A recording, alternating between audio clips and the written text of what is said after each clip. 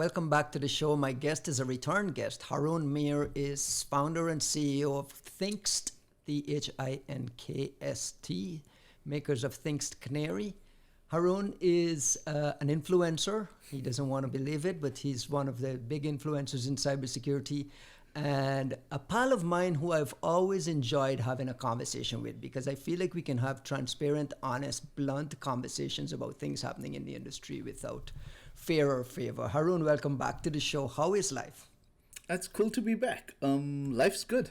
It's almost feels like getting back to normal in terms of COVID, and now we have to worry about global thermonuclear war. But other than that, it's good. You mentioned COVID, so let's start there.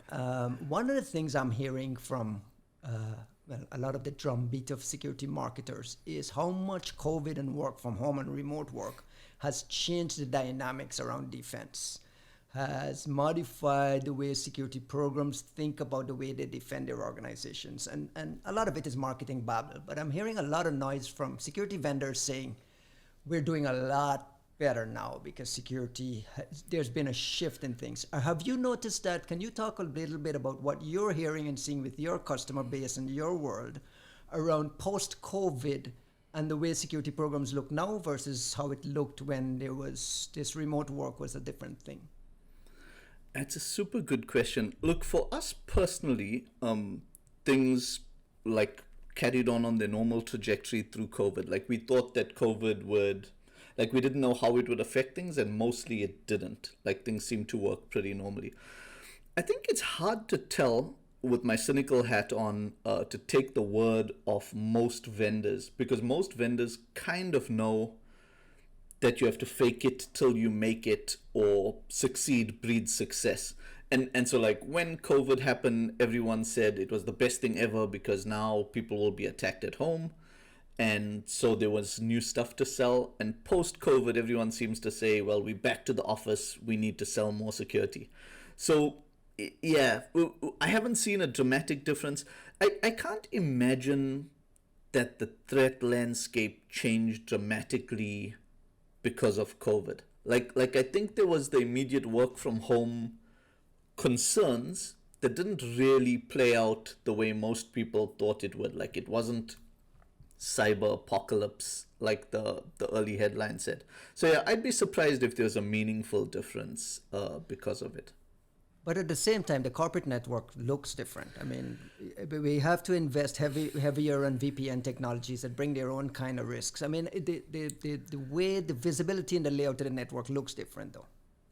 So I think it does a little bit, but this like I don't have a very educated opinion here, but my honest first thought is just that most big orgs don't move as dramatically. So there was an increase in work from home, but people didn't lose their data centers. Like if you had data centers, you still have data centers, and Right. and people VPN'd folks from home into the office, but it wasn't the home apocalypse that everyone was talking about. Kind of like it wasn't a bring your own device apocalypse like people spoke about. And for sure there's an increased risk, and for sure. So I'll tell you, for us personally, we resisted home canaries for a very long time. And one of the reasons we resisted it is lots of people immediately want it, but we don't believe most home networks were attacked that way. So the way canary works is you land on a corporate and you start looking around and then you see a canary. And with most home attacks that we've seen, people land on the computer, take what they can and leave. And so I could put a canary next to you, but attackers breaking into your home aren't looking around. They break onto your machine, they take what they can and they leave. And so I was curious if that would change dramatically during COVID. And we saw lots more people asking for home canaries. So if people would pay for it at the office, they'd now pay for the execs to have it at home. Right. But I haven't seen many stories of attackers changing their attack profile to now treat homes as an extension of the office. And I'm sure it will happen, but I just haven't seen it. Like I didn't see a lot of that. And I think the forward-leaning companies that were inclined to move to a beyond trust model, that were looking for that, accelerated that. but again, I think we're not under, oh, the world looks completely different today than it did back then. I think some things slightly accelerated, like people who are dragging their feet with SaaS apps, that's gone. Like you went Right. home and you started using more SaaS apps.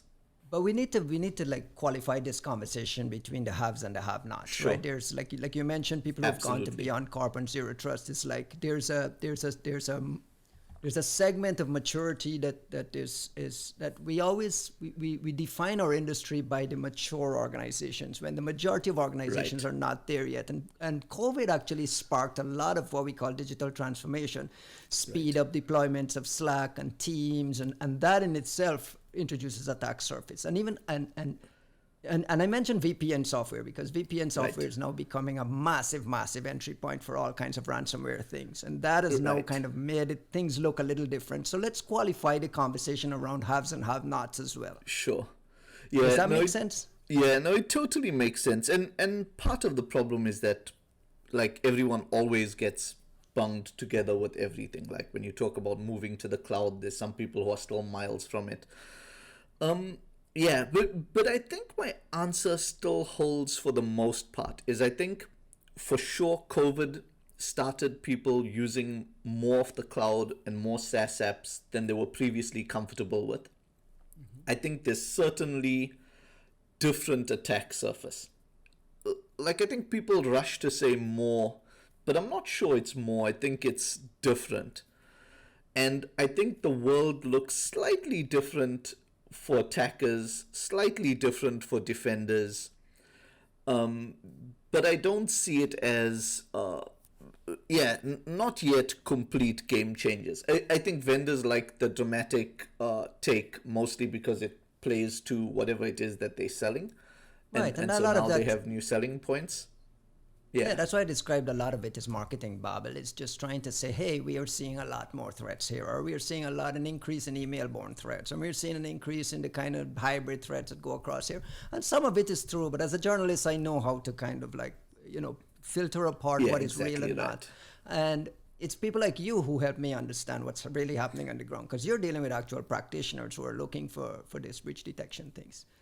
Let's Right. switch gears a little bit and just to stay on the whole COVID thing, because you're a device maker, right? You ship a physical device as part We of your do. business, right? Yep. Has the supply chain chaos and implications really affected you in a meaningful way? And can you talk a little bit about how much post-pandemic has evolved the way you run the business? So yeah, it's a good question. So we have data points that might actually add confusion and not clarity. So we sell hardware canaries, like that was our version 1. And since then, we also sell virtual canaries and cloud canaries. And the Right, reason but why the I sweet say, spot is what? Have you shifted towards the virtual ones now as like the bulk of the model?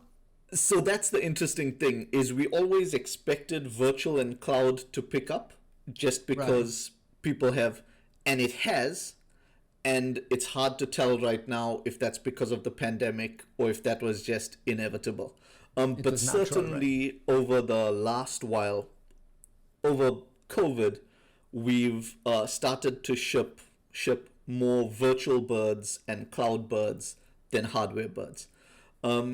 Like I say, that was always the obvious way for the business to grow, in part Right. because the easiest way to start with Canary is get some of these hardware things, see if it works, before you start putting it into your cloud, putting it into your ESXi and all of that. So it's hard to tell how much of that is COVID related, but certainly what I can say is early on when people shut down, people came back saying, hey, we left the hardware at the office. We're not going to configure those things now. Can you give Right. us virtual birds or can you give us cloud birds and we can do that stuff? So from we certainly saw more of that. But the hardware business is still solid. And post pandemic, there's certainly been a visible uptick with people going, hey, we need hardware shipped. And with the current uncertainty with Russia, Ukraine, you've seen a pickup of people in troubled sectors going, "Hey, can you ship us boxes? We need to send it out to places." So you are seeing that stuff. Yeah, I wouldn't make that much of it just because like it's it's seasonal type stuff almost. But that's what we're seeing so far. Right. One of the fun parts of having a conversation with you is to talk a little bit about business and bootstrapping and VC versus bootstrapping the business. And I love to get into it with you if you don't mind. I think it was last year, March 2021, you wrote a post saying we bootstrapped to 11 million in ARR. The post came at a time when another company had 10 million in ARR and had announced that they had reached unicorn status on the VC side. So, and it's a two-part question here. One, do you ever have any sort of regrets around not going the VC route? And can you talk a little bit about what you feel you've missed not going there, and what was the trade-off around staying bootstrapped and building it on your own? Give me a sense of how you've kind of navigated that world. Yeah, it's an interesting question. So in honesty, and so I don't know the timing of those two posts, but I certainly wasn't in response to those guys. Like right, no. That was on me. It was at the same time, I believe. No, I just wanted to make sure that I'm not horribly insulting someone else who put out a post. I think I used to worry more about not being VC backed early on. So super early on, it scared me a lot. Why? What do you get out of going the VC route? Yeah, so for one thing, it's like kind of the way nobody gets fired by buying IBM. It's the default choice. Like you've got a bit of an idea, you've maybe got a POC, you get VC backed, you follow a game plan that everyone knows, and it's there's very little doubt in it, and my thoughts on it evolved over time, but certainly what was interesting for us is we didn't raise, and so we built Canary, we sold it to a few customers, and then we sold it to some really nice customers. And when we, for example, sold to a few customers, I mailed a few of the tech press. And some of the reporters are reporters who in my previous life covered research that we did. And I said, hey, tiny South African company doing something that's real, got real customers. And nobody covered us. Like nobody covered that stuff at all. And I thought I was doing it right. Like I wasn't being stupid about it. I kind of pitched a reasonable angle that said millions are being spent, like tiny South African companies doing something cool. Crickets, like literally nobody covered us. And I buy that. Like nobody's there to do your PR. But a few months later, a company came out of Y Combinator, backed by Y Combinator, playing in the deception space, and they were covered by everyone. Like, here's this. And so I mailed some of those reporters saying, hey, listen, I don't want to be an ass. I just want to know for next time, like, why'd you cover them and not us? Right. And at it's that the same point, story, right? Same exact story. Exact same story, like same thing. And those reporters came back saying, hey, listen, like one of them was super blunt, like, who invests in you? And I was like, look, nobody invests in us, but here's these unicorns that are using us and pay us. And the reporter basically said, listen, our job is tough. Like those guys have a strong signal because they're backed by Y Combinator. Sorry. And literally at that point, I was super hurt. And I'll tell you one other thing. But it's an eye-opening experience about the way how the system works. And it ties back to your VB talk. I mean, if folks want to get a sense of how this ecosystem works, you can go on YouTube and check out a virus bulletin keynote done by Haroon and Adrian Sanabria on this very issue around like how the game works, this whole game of... Yeah, it's so there's very much a game, and I'll tell you two intangible things of VC backing. Well, I can think of a couple that people don't talk about. But for example, I remember super early on. So Zane Lackey was at Signal Sciences almost the same time that and Zane's a super good friend of mine. Like we've crossed paths many times. He's now a full-time VC actually. It's interesting. Yeah, he's now at A16Z, which would be interesting to chat to. But Zane was doing Signal Sciences. I had just started Thinkst, and both of us flew home from speaking at Vegas.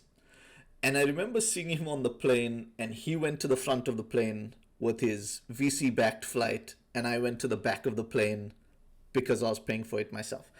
And it's a super stupid thing because you think it's small, but both of us are pretty late in our careers. Both of us have now started a company, and that's real. Like There's a your certain choices. In fact, inherent advantage that he automatically has. exactly, and that stuff's tough. And what I'll talk about a negative and a positive. One of the things that push you towards VC funding in a really big way, and I gave a small talk on this at RSA at one of the side shows a few years back. Mm-hmm. But there's a lot of stuff tied to founder ego, and I don't mean it terribly. I mean, there's lots of stuff that just naturally nourishes your ego if you go the VC route. And the way everyone talks about it, especially VCs, but lots of the world, that they basically say, look, maybe you want to do a VC-backed company, or maybe you want a little mom and pop shop, like maybe you want a lifestyle business. And inherently, especially to people who want to build tech businesses, they're kind of saying, you're not ambitious enough. Like either you want to do it our way, in which case you're a real founder and you're ambitious, or you've got this piddling little ambition. And that's not true. Like I think, like I want to build a great company that lasts forever. I just don't think those two things are related. I think whether you VC backed and whether you want to build it, but everyone talks about it that way. That says you want to build a VC backed company or you want a lifestyle business. And so I think that's one of the ways that ego pushes people into that path. But I'll tell you in real terms, and not everyone will feel this super early on. One thing that I have seen that VCs give you that you don't easily get another way, and that's it's credibility, but also credibility to yourself. Like this sounds really stupid. And people think it's like, oh, now you'll get tons of customers because you're backed by big name VC. In our experience, that's not quite true. So again, to set the stage, like there were about 6 deception companies that were VC backed that raised like 60 million, now like 70 million. We raised nothing. We've got more customers than all of them put together. Like that stuff didn't make a difference at all. If VCs could bring you great engineers, they would have out-engineered us. If VCs could bring you great customers, they would have out-customered us. Like, we built one at a time and made customers happy, and that worked. But one of the interesting things is... One second, how are you not so sure that you haven't left double this on the table because there's some value to what they could have brought? Oh, no. We very specifically leave lots on the table. And we can talk about that completely. And I think one of the advantages you have is being able to leave stuff on the table happily. I think the urge to optimize everything and grab every buck on the table leads to a whole bunch of dark patterns. And one of the big dark patterns is that it forces people to put out stuff that's half-baked. We've put out Canary tokens for 5 years now. Literally millions of users, and we've never charged for it. Because I think there's one little bit that isn't right enough for charging. Right. And we're under no pressure for it. Like Canary pays That's out the other both, thing. That's a thing that isn't spoken about is the pressure that the VC brings to get to IPO, to get to an exit, to get to your next funding round so that they can possibly cash out. It becomes that game, right? Absolutely. And every VC will tell you early on, like, this is what you're signing up for, except everyone thinks that it's going to be different and you can play it differently.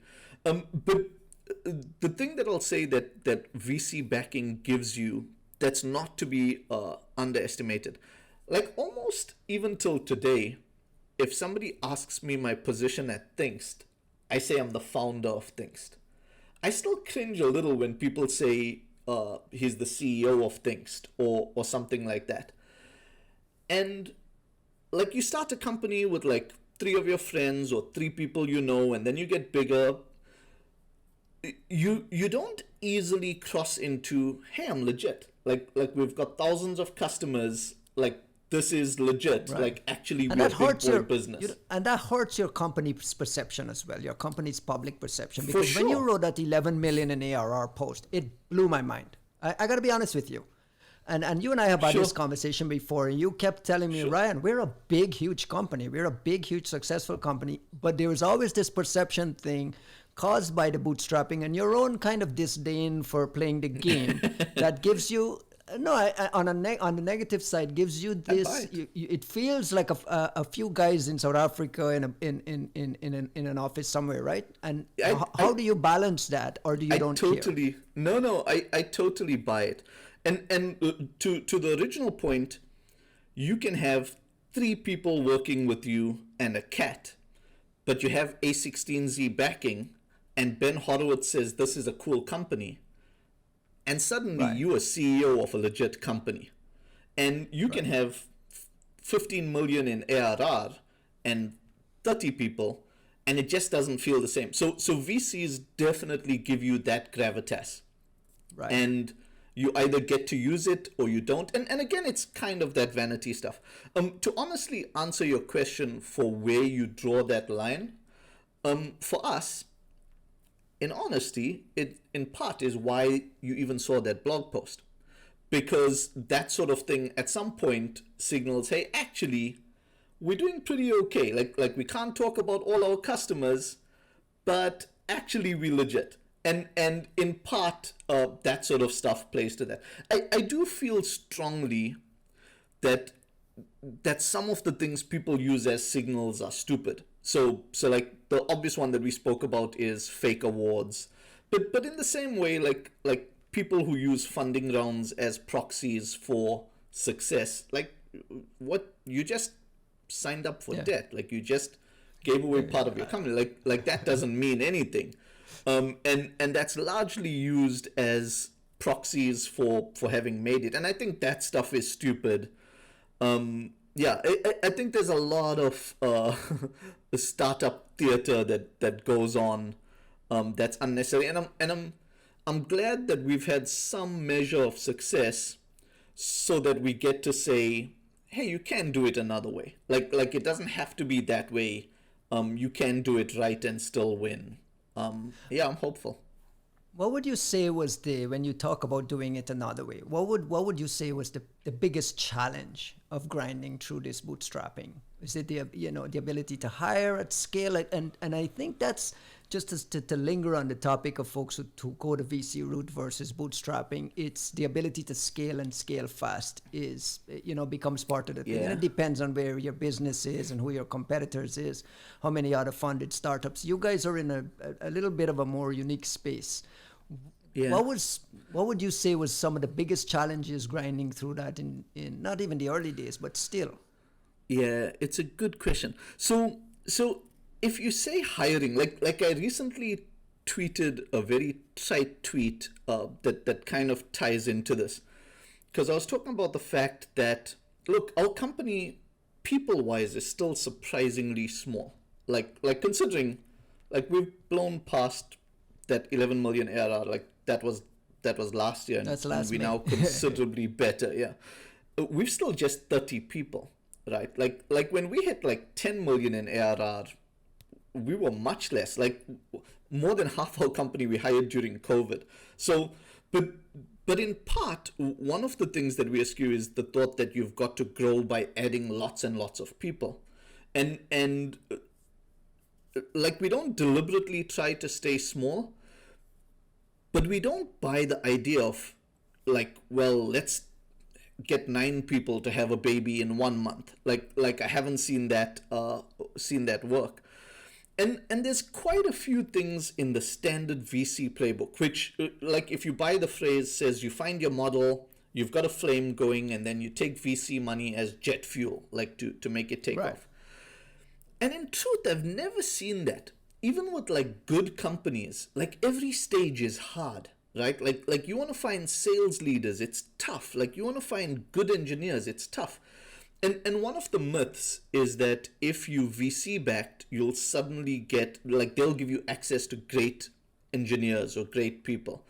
And all of them introduce themselves to you as, well, we've got headhunters and let me tell you, if you've got 9 portfolio companies, who are you going to give those engineers to? Yeah. Like that thing's just not going to work. Everyone's hunting for great people. But that's not what I'm talking about, though. I'm not talking about the network effect of helping to find people. I'm talking about big cash to go attract, the types of engineers and the types of salespeople. Yeah. Let me tell you, I deal with a lot of startups, a lot of early stage startups. There's a lot of folks really struggling with the wrong people in marketing, the wrong people in engineering, the wrong people in product management. And that's a lot of that is a result of just not having the kind of capital to go out and hire the right set of people. So there's a real value to actually having that VC cash on hand. So I'd like to I'd like to challenge that to see if I believe they're struggling with the wrong people. I don't know that it's money bound. Good people are just hard to find. So we definitely have this talent shortage for sure. I mean, this cybersecurity skills shortage is a real thing. I don't think money is the constraining factor, because even companies with lots of money can't hire the right people, and so I think it's an easy crutch to think that it's money. And when you have money, you can hire faster. So maybe you put 6 people on it, and you figure out 2 years later that you're working on the wrong message. But to that end, I think if you keep that stuff small and do that stuff right, and I don't mean small goals or small achievements. I mean, you do it like you do anything else. You try, you iterate, you get good people. Look, I can talk from personal experience. The one thing that you say is true is early on, we couldn't hire and pay huge money. So early on, the people that you're hiring come on for the mission, come on because they want to do this awesome thing and you've got an opportunity to. That's almost impossible. That's almost impossible to replicate today with guys who want to take this plunge and not worry about money. And I mean, you guys like I say, you're in a unique place in that you the founding of your company was not necessarily the traditional way. Yeah, so I think we definitely had some advantages, right? And some of those advantages, 2 big advantages that I can't get away from is I made some money selling SensePost, so I could pay for stuff, and we had a pretty good reputation going in. So off the bat, we could build a thing and say, hey, try it, and some people would try it, and then we just have to not suck. But I think if you're going to make a company from nothing and win, you've got 10 years at least of those sorts of challenges. And I think VC money solves some of them while introducing other problems. Right. And I think all of them are just problems that need solving. So I'll give you a very tangible example. We still do not even 90%, probably 98.9% of our business is absolutely incoming. We don't go out at all. People no lead generation, no traditional. No, which is why to date we've had one salesperson who was my head of pen testing at my previous company, so not a salesperson at all. The mail comes in. He does a demo for them. Let me pause here for a second. That makes that. Sure. Let me just push back again and say that makes you a terrible businessman. Why not hire 4 other salespeople? If this thing is scaling at this speed, why not hire 4 additional salespeople and make this thing pop? It's a super good question. So what we've done is we've tried at different stages, and if I'm honest, we've tried at incremental levels as our money grew. Like to the point where we go, okay, we'll pay X for it. Okay, now we're paying way more than everyone else in the org. Okay, now we're paying 10x what I earn. Now we're paying full on, you work for Google SaaS VP of sales guy. And you bump into different things, right? Like one of the things, and one of the things we currently wrestling with, let's say you get a really top flight SaaS salesperson. They know the SaaS playbook. And they call LinkedIn's head of security and say they want to sell to them. Jeff is not interested in talking to a SaaS salesman who could be selling Gmail, could be selling Zapier, but today is selling Thinkst Canary. Like, Right. Jeff's smarter than that. He wants a reasonable discussion, and that's how that sale happens. And you can certainly build an army of traditional sales method phone callers, go push this thing out. And again, I think you bump into this thing that says maybe that's not the only way to do this. I'll tell you, for us, maybe what works better is for us to ramp up the stuff that gets us those inbounds.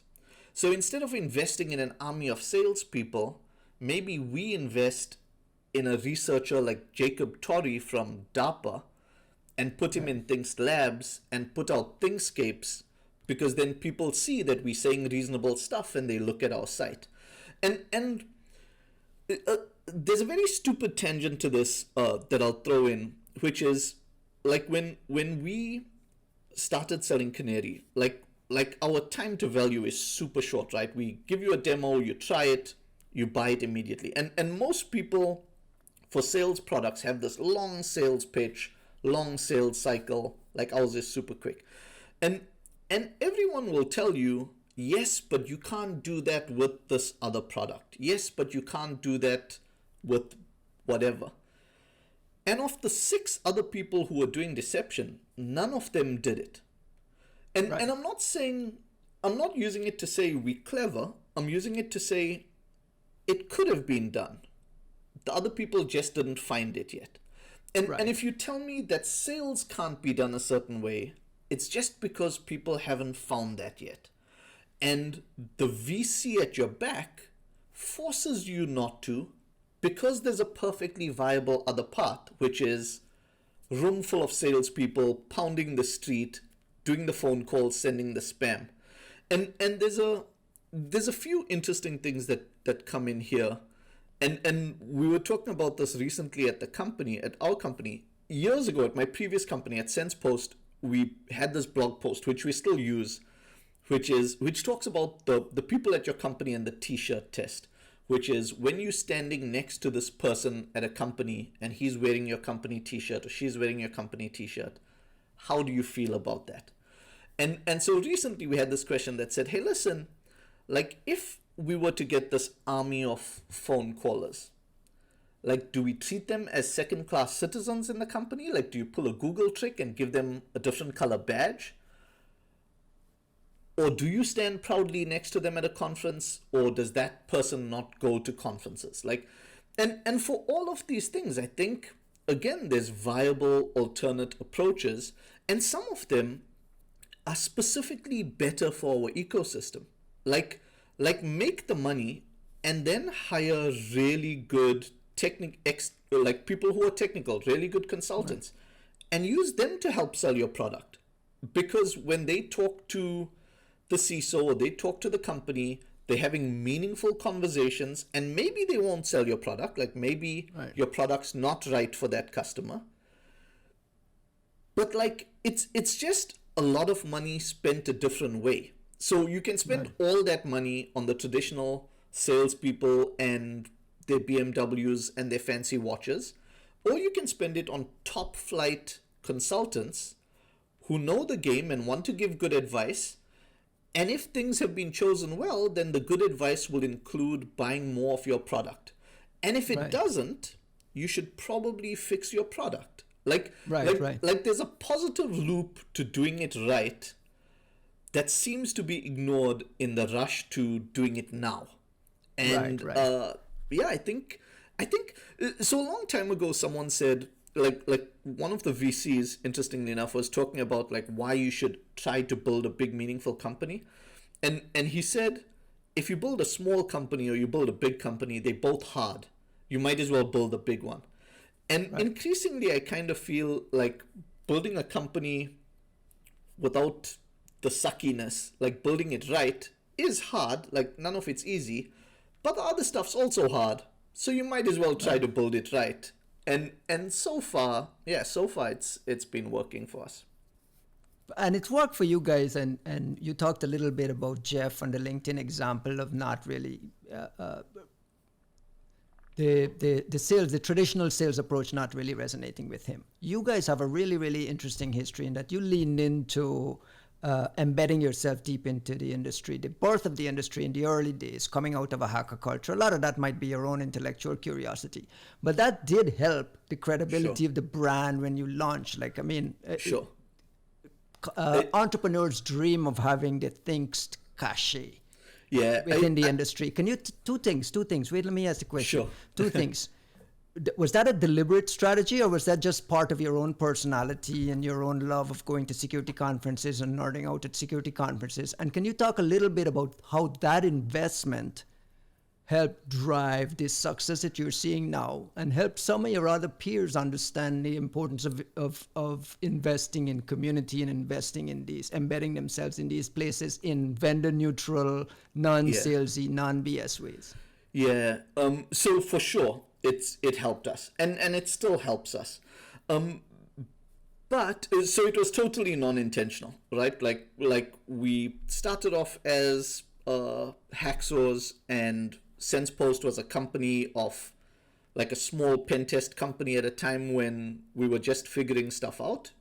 And but even in SensePost part, invested in sending you guys to Black Hat and sending you guys out to Sure, showcase the that's- work that you were doing there, right? That was a deliberate strategy as well.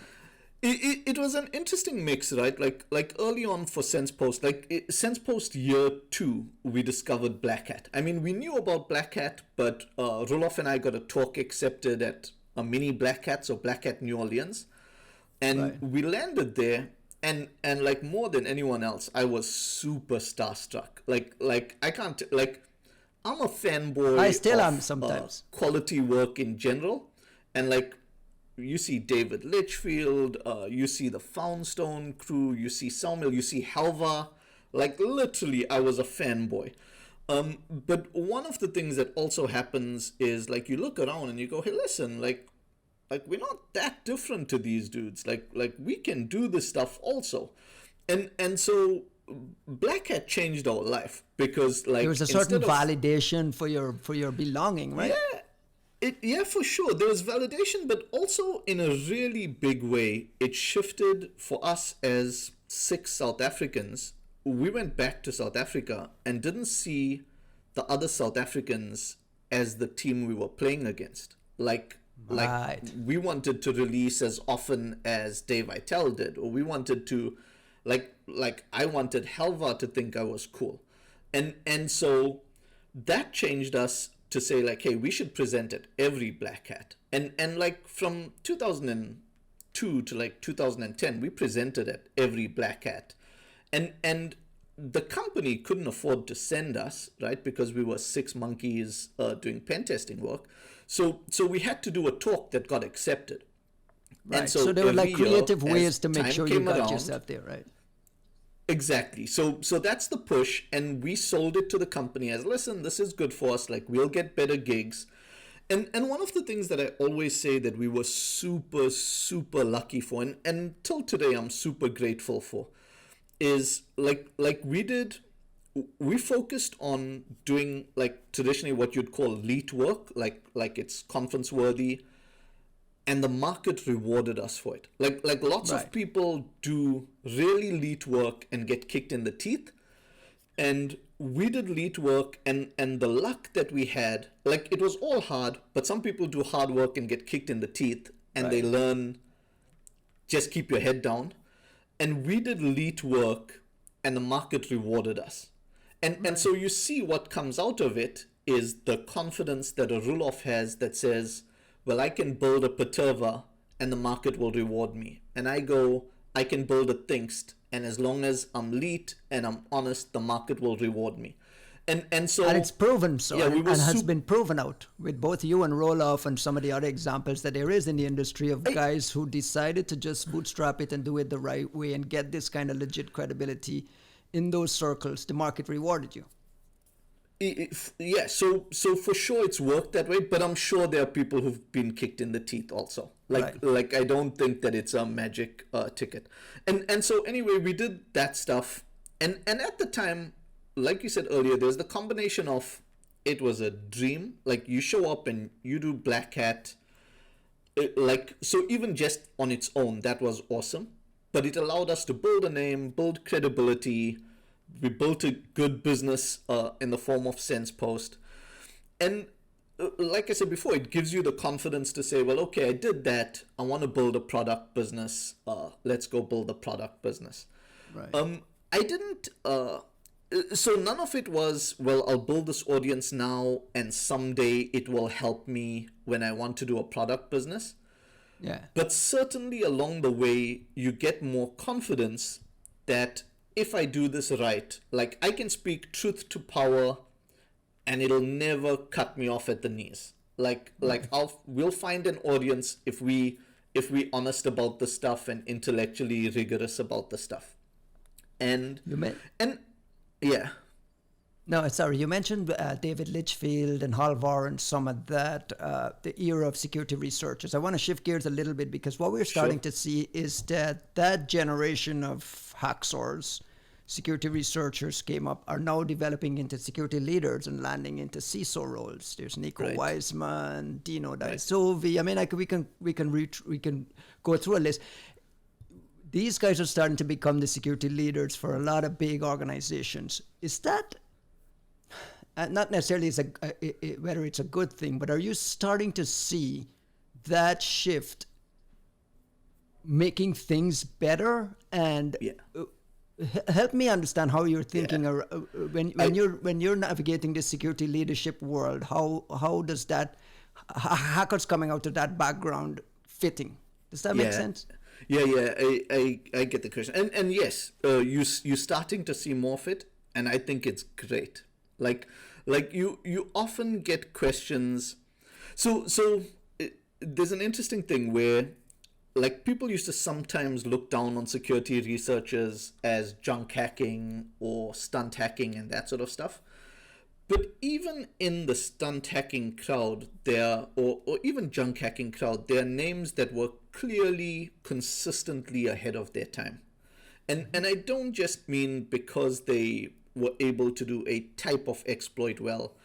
These are people who understood the threat landscape before threat landscape was a heavily abused word. And every time there was a new paradigm, they hopped across.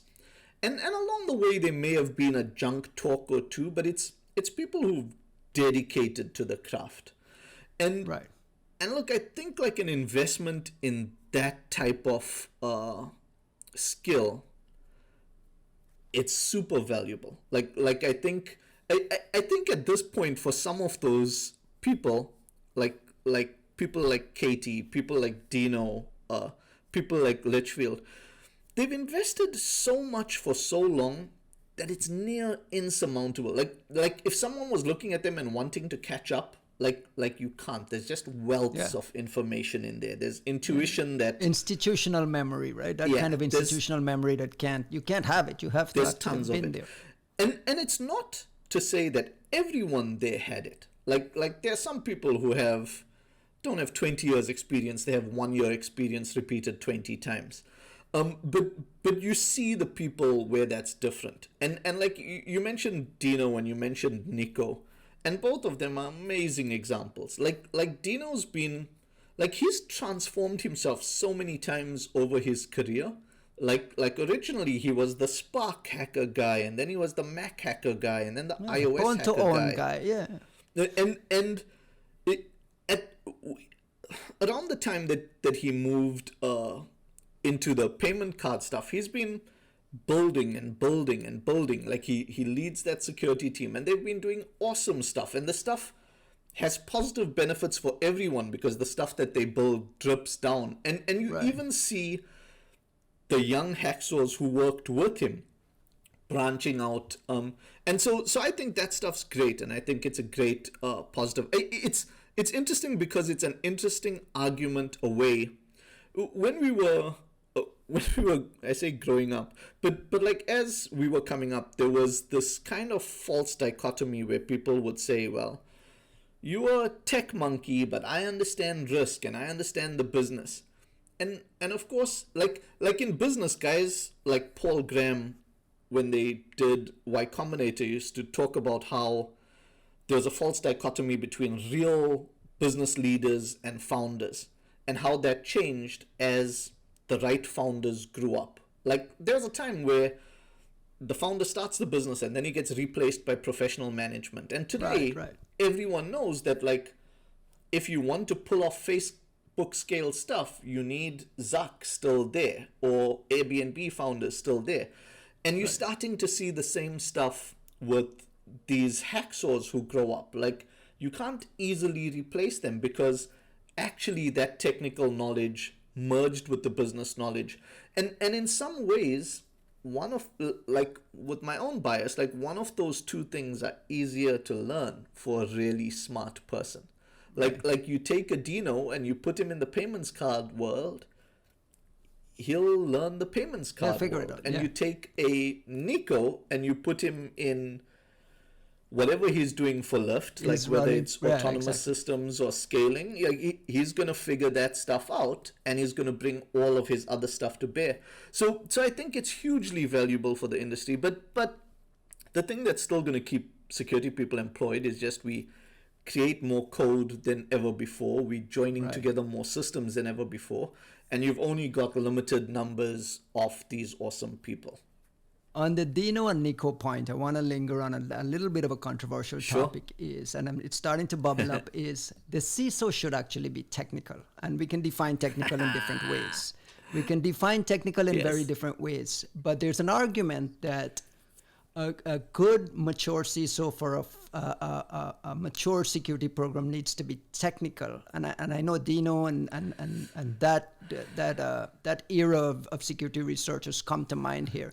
Do you have a thought at all in terms of the security leaders you work with and so on around this somewhat controversial topic? Because there's some gatekeeping there as well. There's some other issues to take into consideration. Yeah. But I do feel there's a big difference between a security program run by a Dino and a security program run by an ex-IT guy who... Yeah. I don't know. I'm trying to couch it as carefully as possible. No, it's an interesting question, and like I think like any good question, the don't get into trouble, mixed. Please. No. It's a sort of thing that does get you into trouble. I'll tell you why it's why my take on it is mixed. Like I quoted Jeff early on, and Jeff doesn't. And that's Jeff Belknap from LinkedIn. Jeff Belknap, LinkedIn, right? Yeah. So ex Palantir, ex Slack, now LinkedIn, and Jeff's an example of a great CISO. Like gets it. And one of the things that I've always seen is Jeff manages to find amazing technical arms. So like at Slack, he had Ryan Huber. Ryan Huber's gone on to create Nebula and his own technical company. And it takes skill to hire and run a Ryan Huber, because a Ryan needs some cover and he needs a whole bunch of things. And but is it technical skill that is needed? No, that's why I say Jeff's largely an exception for me, because, well, not an exception. I'll tell you what I actually think. It is, for a long time, the default narrative was, you don't need to be technical, you need this overall view. And I think the world took that too far. And one of the big problems in InfoSec is that the world is such a big place that we talk about things as if like you can generalize. But like what we're talking about for the top 5 unicorns is not the same as for the other Basquillion companies. And so if you say that CISOs don't have to be technical, it becomes an excuse for bunches and bunches of people who've got absolutely no technical understanding to say, well, you don't have to be technical, you just have to understand blah, blah, blah. And at the same time, for years going to Black Hat, we used to cry at the number of people who would attend Black Hat talks as if it was a spectator sport, just waiting to see a shell on screen so that they could go drinking afterwards and talk about how Kaminsky owned something. And right. the reason I bring it up is because if you were comparing someone who understood the business versus one of those people, yes, you're probably better off with someone who knows the business. But if you're comparing someone who knows the business with someone like Dino, who's just a savant problem solver, and his problems for the last 20 years happen to be InfoSec, then take Dino, because whatever your problems are, he's going to find a way to solve it. And so in the end, I think it's what a non-answer. There's a It is a non-answer because there's some security programs is not necessarily a technical thing. There's privacy, Right. there's GAR, there's like GRC, there's all kinds of different components that doesn't necessarily come from a Hacksaw background or come to a Hacksaw background. And there's the other side of the argument is that the emphasis on technical gatekeeps and blocks other folks, other disciplines that really lend itself to, and that's why we have a cybersecurity skills shortage, because we're reaching for these 10x engineers when they don't exist, or they're unicorns, and we're dismissing these other things. Yeah, so I think you answered one thing, and for me you brought up or you kicked up another can of worms, which is I think you're right. Like so there's lots of positions and not all of them are. In fact, there was an argument on Twitter between Halva and his ex-boss at Google. Yes, I remember. I saw that. It was pretty intense argument around, and that's why I cautioned you around, like, be careful around how you're answering this, because it's a very emotional topic for folks. Because it's a real issue, and it's very easy to make a mistake on either side. Yeah, it totally is, and people who've been Heather Atkins was Heather Atkins. Sorry, yes. And Heather's brilliant, right? Like, Heather's one of the OGs for the Aurora attack, and it's interesting because in that instance, Halva was overloading the term technical. And right, that's so why I started this by saying we can nitpick on the definition, but you know what I meant. Yeah. No, I know totally, and that's why I say, like when I say there's a non-answer, in a very stupid way, it goes back to our topic of hiring at startups, and right. What I said, because like when we're looking to hire like salespeople now, like you take a very real example, we have someone who calls. Like let's say we've got a handful of MSSPs who deploy canaries at all their customers. Right. And we now say, okay, look, this handful of MSSPs love us. They've caught all these customers with us. We've never sold to others. Like, go take us to the other top 50 right. MSSPs. Like, it's a no-brainer. Like, these use us, they like us, it's proven, take us to the others. You take a salesperson who's got no solid industry experience. He can't tell the difference between the Deloitte MSSP and Red Canary as an MSSP. And so they're going to make a bad choice. Like yes, they're in sales, but they actually don't know the industry. And so in a way, they lose leverage. Like, they're going to spend more time on it. They're going to chase the wrong things. They're going to do the wrong things. And the term generally when you're hiring or the phrase is smart and get stuff done. And I think that's what you're looking for. Like, if you look at a Heather Atkins, like the definition of smart and get stuff done. And if you take a person like that, or even if you take a Jeff, like, smart and get stuff done. And so for Jeff, the most brilliant technical people are good tools that he can use to get stuff done.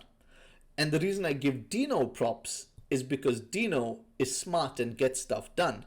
And Dino, when he's playing in a company, has to find a manager who listens to him, who right. he can show value to, and the manager will back his play. And if you are Jeff, you're going to find your Ryan, and right, you've got right. to back. And so that's why it's still a very long non-answer, though. It's still a very long non-answer. It's an it depends, but I feel like it's absolutely an it depends, and it's absolutely a thing.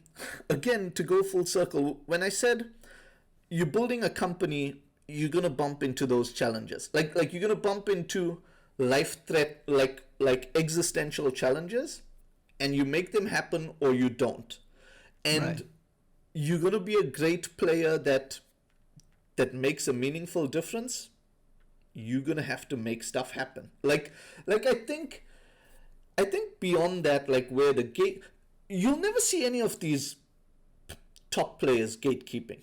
Like you won't see them doing that. Like you'll see the gatekeeping coming with people snapping at the bottom, and almost by, like, it almost defines itself. And so mainly, like, my advice for kids on that stuff is go earn your way to the top. Like go become a Jeff or go become a Dino, and don't spend your time with that. And there'll be challenges.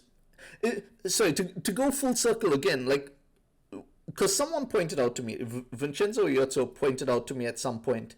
He said, "Hey, listen, like, you talk about how you didn't need VCs, but like VCs give you credibility." And Vincenzo's my friend. He said, like, look, VCs give you credibility, and you had that credibility because of your previous life. Right. What about a company that doesn't? And for one part, he's right, but for the other part, I didn't have other stuff, and I had to find out how to make do with the other stuff. And if Right. You someone have to learn doesn't to be a have sales this guy. stuff, Right. yeah, exactly. And like, just off the top of my head, like, if you've got no credibility but you think you've got a great product, call up Doug Song and call up Ivan and call up you and call up HD Moore and say, give me 10 minutes, I want to show you my product.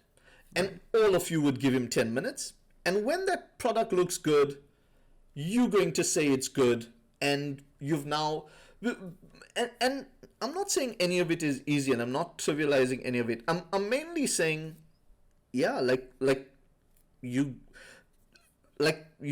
got to plug at it. Like, that stuff's Yeah. going to be hard.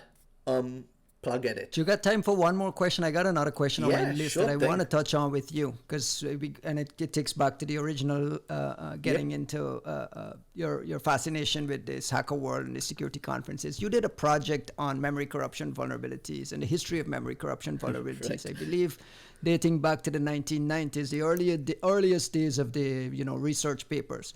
Yep. I just, prior to this conversation, wrote a small story on Apple iOS 14.5 patch came out today with Right. 39 documented CVEs. 99% are memory corruption, memory safety issues.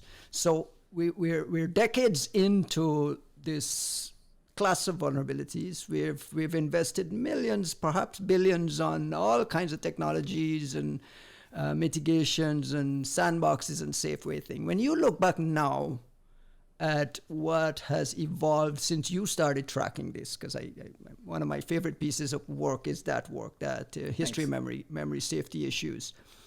Is this something you thought that would have been solved by now? Is this where, because the reality is, you look at the Maddie Stone Google O-Day spreadsheet, it's all memory Yep. safety issues. Apple is dumping memory safety issues everywhere. I mean, it's just continues to be a big, massive headache. Yep. In truth, I thought most security issues would be solved by now. Like when we were pen testing, I thought lots of stuff would keep getting better. Haroon, wait. It's not only has it not been solved, but everything is owned. Like, everywhere is owned. We have a ransomware epidemic. We have a breach epidemic. We have ICS and critical infrastructure things royally owned everywhere. So not only has it not been solved, but the reality is we live in an assumed breach world. Like, Microsoft's Bible documents assumed breach as the model. So look, I'm an assume breach fan. Like, that's our thing. Like, assume you breached and detect badness. But no, I think we've made strides in lots of places. Where? Where? I think. Where? Yeah. So give me an example of places where we've made so much strides that a company like Nvidia and Samsung is not royally owned by ransomware guys. Like, I challenge that assumption that zero trust and all of our things have fixed anything. We haven't really. No. So I wouldn't place faith in any of the super new things just yet. But I think there have been considerable differences. I think like despite what we say, Microsoft was getting owned by kids looking in their spare time in the 2000s. And like Do you you think look they've for, patched less vulnerabilities today than they patched in the 2000s? Do you think the criticality is reduced in any way? No, so I think that's the difference, right? I think we've increased the amount of code that we're putting out, and we've increased the dependence on that code.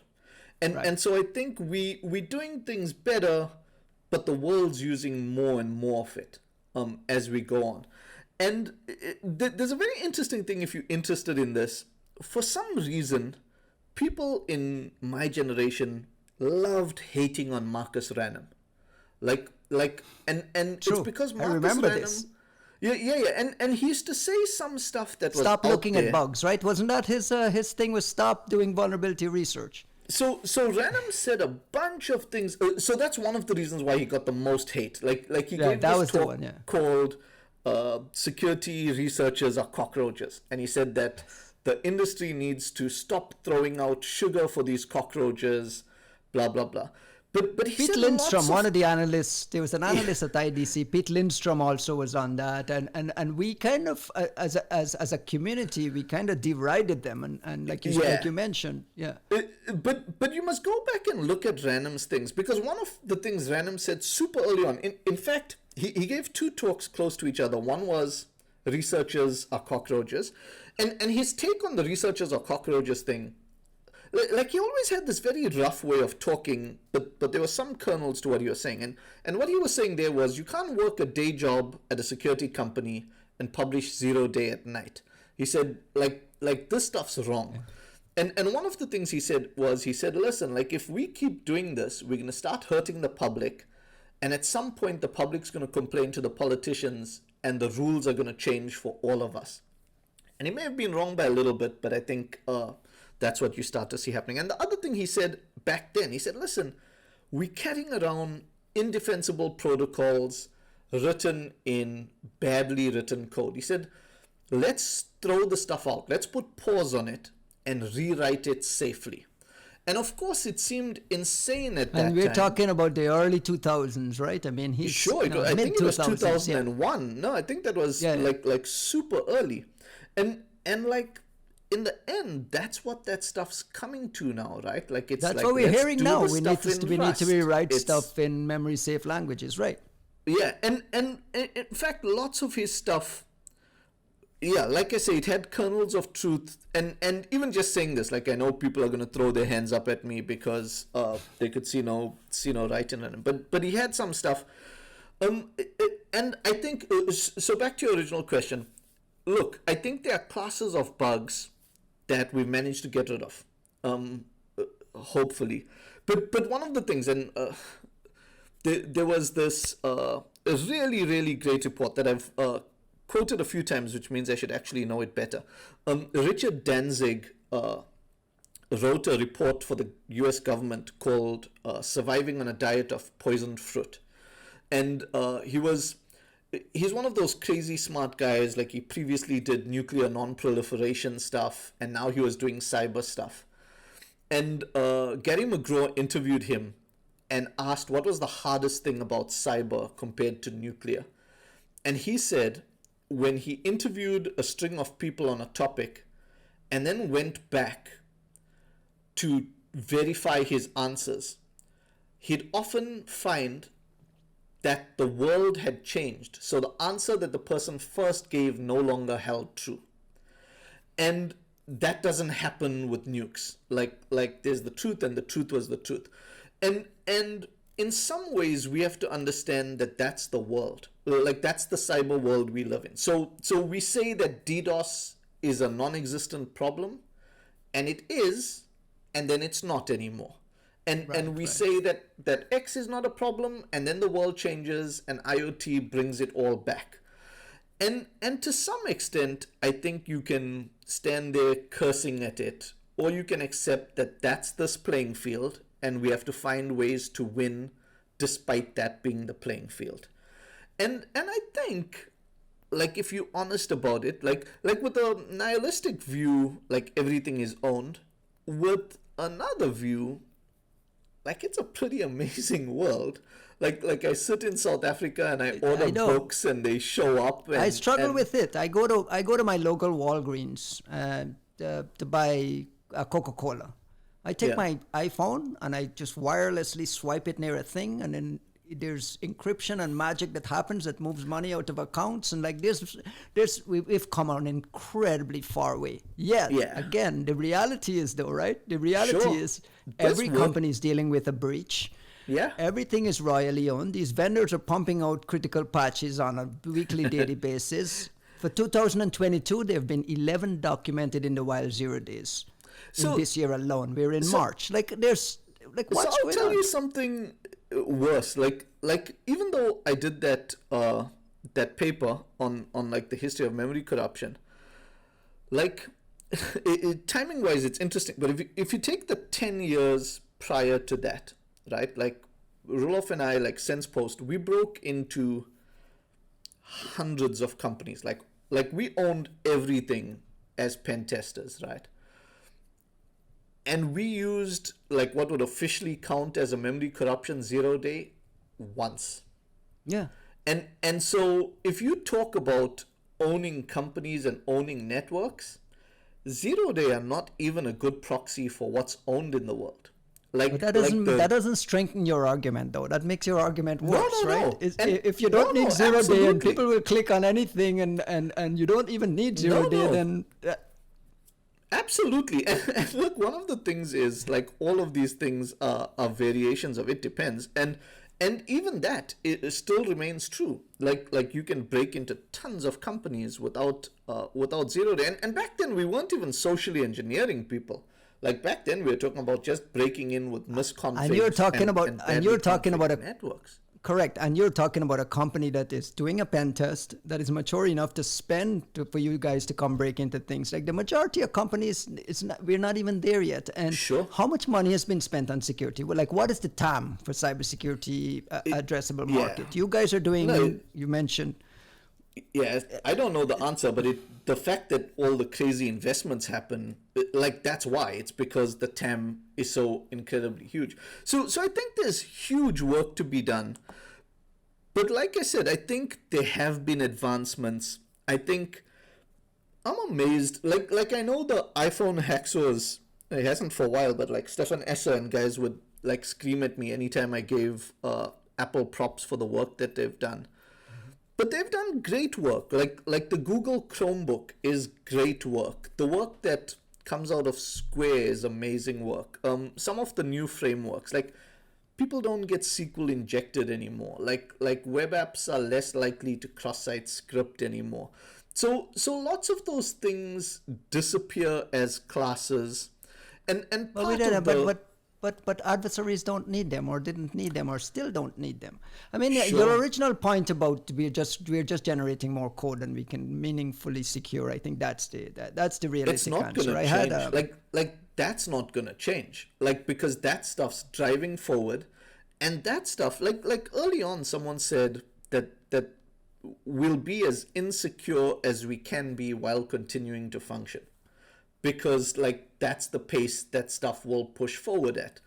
And to some extent, like that's true. Like the stuff just pushes forward. I think but that's like, what's we haven't powering even- everything is. But that's what's powering everything that's wrong in security, right? All the VC crazy, all the lazy, and it's because of this, right? It's because the addressable market is so huge, and we just can't secure these code bases properly, and everything is interconnected, and here we are. So I mean, I hate yeah, to so- sound like so a there curmudgeon, but feel- it just like the reality of it feels so dispiriting, you know? Yeah, no, like I had stages when I used to be depressed at it all. But I'll tell you, like with the VC market, with the security product market, where I feel slightly different is like I wouldn't mind if huge VC money went into things that could work. I dislike the snake oil because I feel it ties up people's mental cycles, steals good people, steals good time, and like that personally annoys me. Like seeing huge amounts of money being invested in fundamentally things that won't help at all, I find annoying. But I think like money going into securing stuff, coming up with better ways to do stuff, I think that stuff is cool. I think people trying completely new ideas because maybe I think it's cool. I think we have made some strides. I think there's a lot of work to be done. I think there's lots of coolness to be done. Like I've said at a few conferences that like when we got in, because we were young and stupid, like in part like there's a young thing of like wanting to make a name for yourself. Like if I was starting today in infosec, like you can make a name for yourself in defense. Like there's problems waiting to be It's true. solved. There's a lot of issues. There's a lot of things to fix. A lot of things to Go fix. like you can do great stuff there, and it's waiting to be done. So some of that stuff is cool and interesting. Let me just put the bow on the bow Sure. on the memory safety conversation, and you brought up Ranam actually suggesting it a long time ago. The same things people are suggesting today. Where do you see us 10 years from now? Give me a look forward. If we're having this conversation 10 years from now, and I say, Haroon, remember your memory safety paper? Where are we? Do you think because some of it is unrewritable. I mean, a lot of it is Yeah. unrewritable. But do you think that like a lot of the everyday modern computing will move in that direction? Yeah, I think we'll be better off. I think we've started in that direction where it's look if and the cynical people will give an excuse for this, but again, if you remember 2002, everything was wormed every week. Like This is true. vulnerabilities were so bad. Like things were. But everything is ransomed right now every week. What's the difference between ransomware and a worm? No, Right? there's an interesting difference. And the difference is almost exactly the two things that I spoke about. So the 0-day crowd was worms. I can break into a network without 0-day is ransomware. Because I'll find another way. And the world has not focused on that like they've focused on memory safety. And so memory safety has appreciably... Some of it is our own fault, right? Our own security industry fault in glamorizing OT and we glamorizing. misfocused, we glamorized, we sold the products on the one and not the other. But I can tell you realistically, you started in 2002, you could be writing an exploit in a week.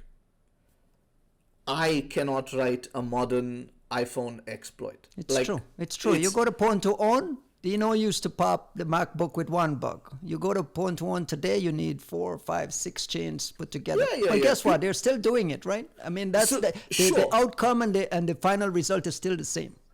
So it's kind of the same. It's certainly an upping of the bar. Like it's certainly and if you're nihilistic, you could say, but it's the same result, but it's not. Like you are vulnerable to 2 guys and a debugger and a weekend, and now you're vulnerable to a team of 30 who dedicated time to it, and you'll get the occasional flyer, but your ransomware point goes to the pen testing point, which says you'll solved that one problem. But I'm breaking into your network 100 other ways and releasing ransomware. And ransomware is just the canary in that coal mine that says, I can break in, and this was the easiest way for me to monetize it. The least imaginative way to monetize it. But what you take that as a proxy for is that network's ownable. And we haven't been focusing as an industry as much on all the ways your network can be owned. And do you think the .gov push and drive around like really leaning in on zero trust and beyond corp and so on changes dynamics in any way? I don't. Do you think that filters down out to the federal government into the rest? I think it can't hurt, but I actually think there's a bigger problem there. Like I think getting developers to fix the code is easier than getting organizations to figure out how to build resilient networks. Yeah. Because I think you are dealing with a smaller group of people when you're looking at and it took us 20 years to get to this imperfect state on the easier of the two problems. Right. I think the other problem is going to be bigger and take longer. So I think that will still be around for a while. Yeah. All right, I'm going to That's have my to good leave news it for the day. there. I still have maybe 10 questions to get to, so you'll have to come back soon, Haroon. Thank you very much for sharing your I'll come expertise and back. your time. Appreciate it as always, my Anytime, friend. Kusabi. It's been great.